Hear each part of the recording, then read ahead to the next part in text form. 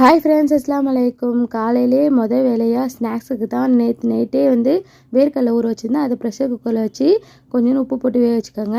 எங்கள் வீட்டில் இந்த ரெசிபி வாரத்தில் ஒரு நாளாச்சும் உலா வந்துடும். தேங்காய் பால் சாதம் தான். 1 கப் அரிசிக்கு 2 கப் தேங்காய் பால் கரெக்டாக இருக்கும். அதில் கொஞ்சமாக வெங்காயம் வெட்டி போட்டுக்கோங்க. 1 ஸ்பூன் இஞ்சி பூண்டு பேஸ்ட், 1/2 ஸ்பூன் உப்பு போட்டு நல்லா கொதிச்ச பிறகு அரிசியை களைஞ்சி போட்டுக்கலாம். அதுக்கு சைடிஷாக நான் முட்டை கிரேவி தான் வச்சுக்க போகிறேன். உங்களுக்கு மட்டன் சிக்கன் இருந்தால் கூட சூப்பராக இருக்கும். காலையில் பிரேக்ஃபாஸ்ட்டுக்கு சாமரிசி பொங்கல் தான் எடுத்து 1 கப் சாமரிசி, 3/4 கப் பாசிப்பருப்பு போட்டு 5 டம்ளர் தண்ணி வச்சுக்கோங்க. 1/2 ஸ்பூன் உப்பு போட்டு 3 விசில் வச்சுடுங்க.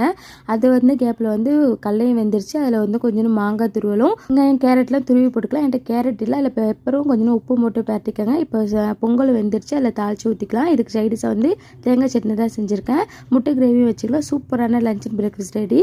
இதை குயிக்காகவும் செஞ்சிடலாம். பசங்களுக்கு ரொம்பவே பிடிக்கும். கண்டிப்பாக நீங்களும் மிஸ் பண்ணாமல் ட்ரை பண்ணி பாருங்கள். நம்ம சேனலுக்கு தொடர்ந்து சப்போர்ட் கொடுங்க, சப்ஸ்கிரைப் பண்ணுங்கள். தேங்க்ஸ் ஃபார் வாட்சிங்.